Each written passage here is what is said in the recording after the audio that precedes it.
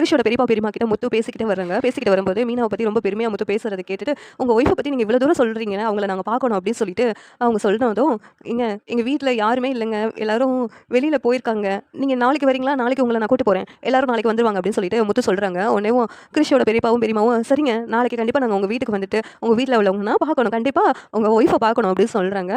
உடனேவும் இங்க முத்துவும் மீனாவுக்கு கால் பண்ணி, "இங்க பாருங்க மீனா, அந்த முருகனோட சொந்தக்காரங்க உன்ன பார்க்கணும்னு சொன்னாங்க. என்ன நீ பாட்டிக்கு இப்ப சரியாயிடுச்சா? வீட்டுக்கு வரலாமா?" அப்படின்னு கேட்குறாங்க. சரியாயிடுச்சுங்க. நாளைக்கு நான் வந்துருவேன்" அப்படிங்கிறாங்க. "சரி, நாளைக்கு அவங்கள நான் கூட்டு வரேன். அவங்களுக்கு என்னென்ன சாப்பாடு செய்யணுமோ செஞ்சு வச்சுடு" அப்படிங்கிறாங்க. கிறிஷோட பெரியப்பாவும் பெரியம்மாவும், "கல்யாணி எப்படி இருக்கம்மா? உன்ன இங்க பார்ப்போம்னு நெனச்சு பார்க்கல. இப்பதான் எங்களுக்கு சந்தோஷமே வந்துச்சு. உன்கிட்ட உன்ன பார்த்து மன்னிப்பு கேட்கணும்னு நெனச்சிட்டே இருந்தோம்மா. இப்ப பார்த்ததுலாம் எங்களுக்கு சந்தோஷமா இருக்குமா" அப்படிங்கிறாங்க. ரோஹிணி வந்துட்டு, "என் பேர் கல்யாணி இல்ல, ரோஹிணி. நீங்க வேற யாரையோ தப்பா நெனச்சுட்டு பேசிட்டு இருக்கீங்க" அப்படின்னு சொல்லி கேட்குறாங்க. "இல்லம்மா, ரோஹிணி தானம்மா நீ? உனக்கு ஒரு பையன் வேற இருக்கலம்மா. உன் பையன் கிறிஷ் எங்கம்மா?" அப்படின்னு சொல்லிலாம் கேட்குறாங்க. உடனே எல்லாருக்கும் ஆச்சரியமா இருக்குது. முத்துவும் மீனாவும் ஒருத்தர் பார்த்துட்டு இருக்காங்க. இங்க ரோஹிணி, "என்ன இவங்க எதுக்கு இங்க வந்து கேட்டுட்டு இருக்காங்க? நீங்க யாரையோ தப்பா நெனச்சு பேசிக்கிட்டு இருக்கீங்க. எனக்கு பையன்லாம் இல்ல" அப்படின்னு சொல்லிட்டு ரோஹிணி சொல்லிக்கிட்டு இருக்காங்க. "நாங்க செஞ்ச பாவத்தினால தாம்மா எங்களுக்கு குழந்தை இல்லாமயே போயிடுச்சு. உன்ன பார்த்து உன்கிட்ட மன்னிப்பு கேட்கணும்னு நெனச்சுக்கிட்டே இருந்தோம்மா.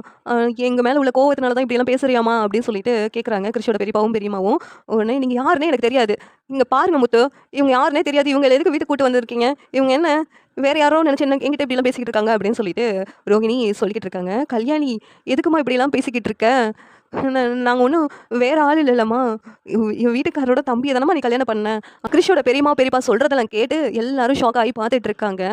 உடனே இங்க ரோஹிணியும் என்ன பண்ணன்னு தெரியாம முழிச்சுக்கிட்டு இருக்காங்க. இந்த சீரியல் எப்படி இருந்தா நல்லா இருக்கும்னு நீங்க நினைக்கிறீங்கன்னு கமெண்ட் பண்ணுங்க. இந்த வீடியோ பிடிச்சிருந்தா லைக் பண்ணுங்க, ஷேர் பண்ணுங்க, சப்ஸ்கிரைப் பண்ணுங்க. Thank you.